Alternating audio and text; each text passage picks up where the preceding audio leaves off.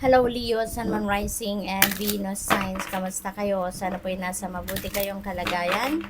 Welcome back po sa Star Tarot. Kung bago kayo rito, welcome din kayo. Thank you sa inyong support. I truly appreciate it. God bless you all. Leo, unang message ninyo for today, we have the green tourmaline. Ito yung crystal ninyo.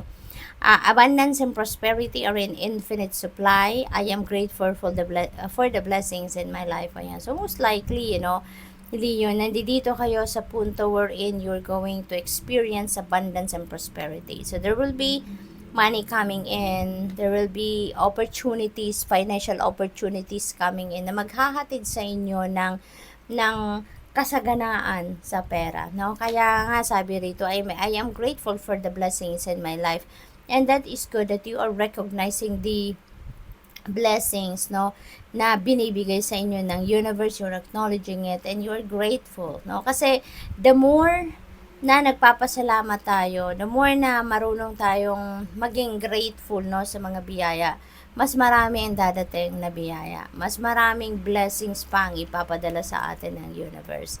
Sabi dito, believe in unlimited wealth and success for all. Act philanthropically, realize the infinite supply available, magnetize ethical, heart-centered business associates. Ayan. So, magtiwala kayo, no, Leo, na lahat tayo deserving na ma-enjoy natin ang infinite supply ng universe. Kasi there's always enough for everyone, no? There's always enough for everyone. Lahat tayo deserve natin ang abundance ng universe. Lahat tayo dapat maniwala lang na there is infinite supply available at there's walang scarcity, no? Nasa sa atin na lang yon kung paano natin i-claim yan, kung paano natin pagtatrabahuan yan para makuha natin ang para sa atin, makuha natin, ma-enjoy natin ang share natin dyan sa infinite supply, no, ng universe. So, what else? Kung hindi tayo nagtatrabaho, edi wala. 'Di ba? At hindi naman babagsak na lang sa lap natin, 'di ba? Yung kung ano ang blessing na 'yan. Kung ano yung para sa atin, hindi naman yan ibibigay na lang sa atin, 'di ba? We all need to work for it. We all need to exert effort para mahanap natin yan, pakuha natin. So we have sow the light. I sail through life on calm, nurturing waters. I am at peace with myself and the world around me. Ayan. So siguro kayo ngayon, nasa punto kayo na hindi kayo nag-worry, hindi kayo nai-stress, yung ganon. Kalmado lang, yung ganon. So you are at peace with yourself, so which is really good. Release anger and increase harmony, reduce inflammation, improve inner knowing and calm, increase mental clarity and emotional balance. So this is really good, no? Kasi wala naman talagang maidudulot na maganda sa atin ang galit. 'Di ba? Kaya kung meron tayong nararamdamang galit, let's release it. Release it kasi otherwise it will attract more things, no, or more situations wherein magagalit kayo. At tapos kayo lang naman din na mahihirapan diyan. It will backfire on you, 'di ba? Kaya as much as possible, release anger and increase harmony. No, doon na lang tayo sa love, doon na lang tayo sa harmony, doon na lang tayo sa pagiging kalmado para maging kalmado din ang paligid natin. Kasi 'di ba, like attracts like. So kung kalmado tayo, we are going to attract more calmness, no, and peace sa paligid din natin. And increase mental clarity as well, no? So makakatulong din 'yan. Pag kalmado tayo, pag wala tayong iniisip na problema, hindi tayo na-stress, mas malinaw ang takbo ng isip natin. Wow, amethyst, napakaganda. I pay attention to my intuition and dreams. I easily interpret their messages. Really beautiful. Kasi meron ibig sabihin nito na marami kayong mga intuitive messages and even dreams na pinapadala ang universe to guide you.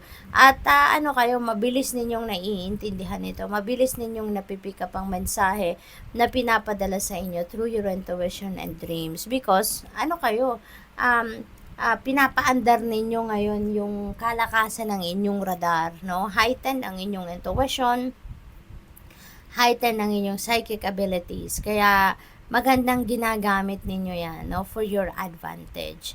Sabi rin dito, increase dream recall and the interpretation of symbols in all areas of life. Transform and transmute negativity, which is very important. Kasi kung meron tayong negativity sa energy field natin, that can sabotage the good things that are supposed to come sa buhay natin. Kaya, as much as possible, kung alam natin negative yan, wag na nating entertain, no, sa isip natin. Wag na nating bigyan pa ng lugar sa isip natin. Transmute natin agad yan into something positive.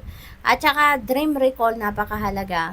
Kasi yung mga panaginip na pinapadala sa atin ng universe, no, that is guidance para sa atin. So, mahalaga na maalala natin kung ano yung mga elemento na nandoon nakapaloob sa ating panaginip para nang sa gayon hanapin natin ano yung symbolism niyan at yan ang gabay para sa atin. Magagamit natin yan as reference, no, sa pagdedesisyon natin in the future or sa kung ano pa man ano na magiging sitwasyon natin.